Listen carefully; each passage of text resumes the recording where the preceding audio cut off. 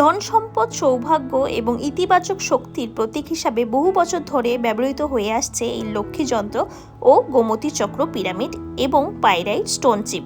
বিশ্বাস করা হয় মা লক্ষ্মীর আশীর্বাদ লাভের জন্য লক্ষ্মী যন্ত্র অত্যন্ত শুভ একটি আধ্যাত্মিক উপাদান। অন্যদিকে গোমতী চক্র সুখ, সমৃদ্ধি ও পারিবারিক শান্তির প্রতীক হিসাবে পরিচিত।